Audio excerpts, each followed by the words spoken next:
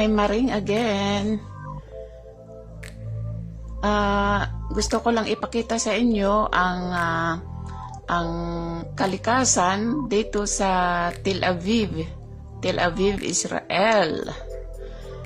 Ikaw ba, kapatid, ay mahilig ka sa nature?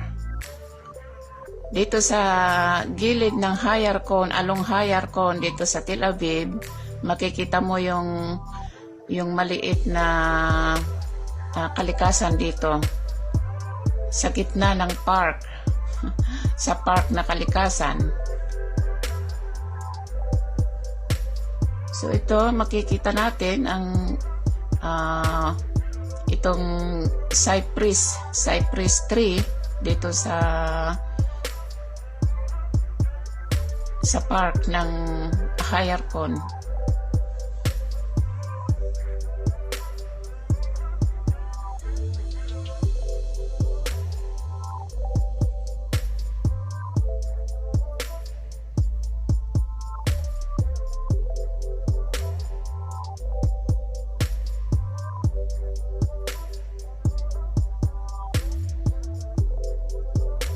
Ito, napadaan lang ako dito sa Hayarkon Bridge. Kaya ito, nakita ko itong river ay pwede rin silang mag-fishing dito. Yung mga may gusto. Malinis naman ang mga isda dyan. Kasi walang nagtatapon ng mga basura. Malinis. Sa kabila doon ay parte pa rin ng Tel Aviv. Hayarkon din yan sa kabila. Magkabilaan ang Hayarkon.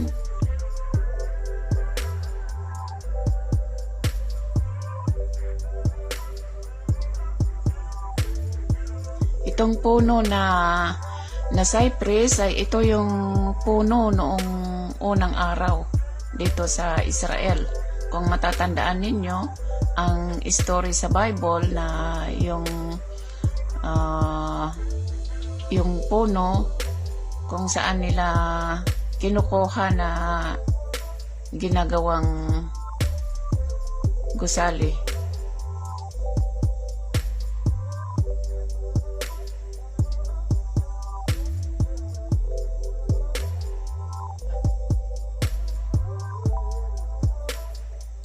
Dito, kung makikita nyo, ay walang nakalagay na hose na pandilig.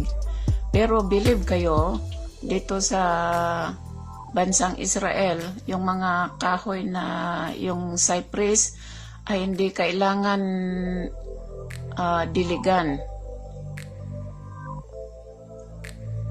Ano na yun, sabi nila nagtutubig doon sa ilalim eh. Oh, ayun, may kaibigan ako, Ibon. Yan ang dove. Kung bigyan mo sila ng tinapay, dagsain ka na nila.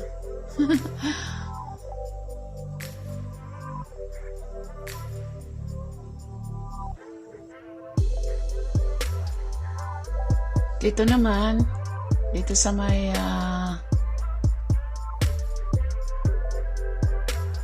sa bandang sa may animals cage, yung kulungan ng mga animals.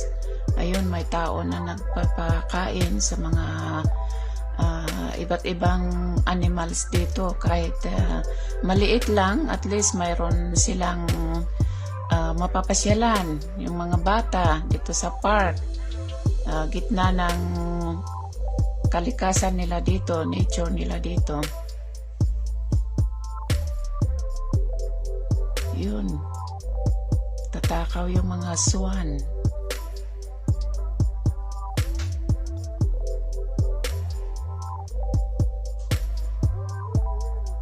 Yun, iba't ibang, kahit maliit, may iba't ibang klase ng animals dito.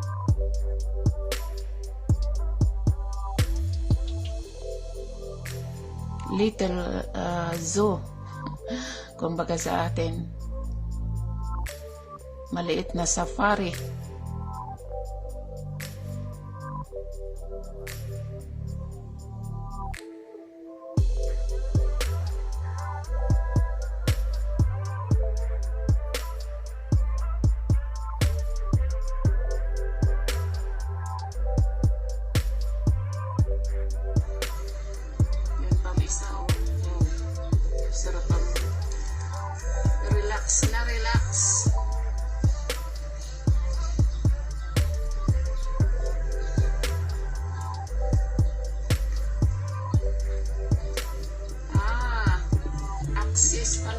This is deer.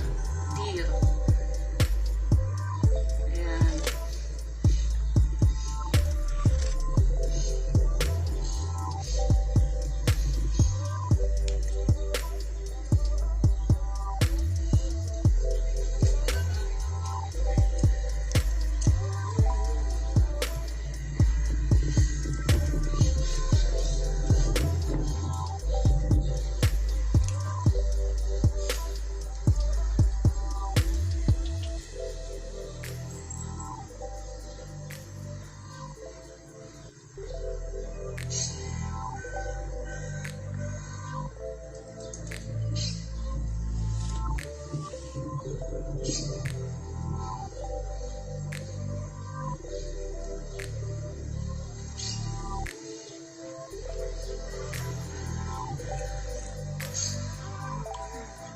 Halo-halo together na sila dito sa isang kulungan.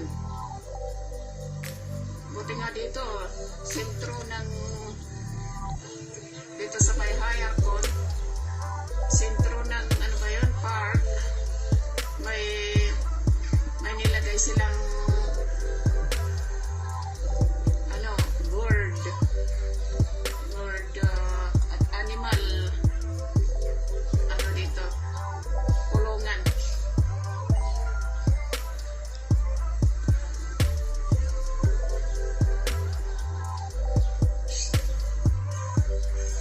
Okay guys, salamat sa panonood. Thank you for watching. Yan, pauwi na ako. Napadaan lang ako dito. At thank you for watching and don't forget to subscribe and click the bell button for sa susunod na video.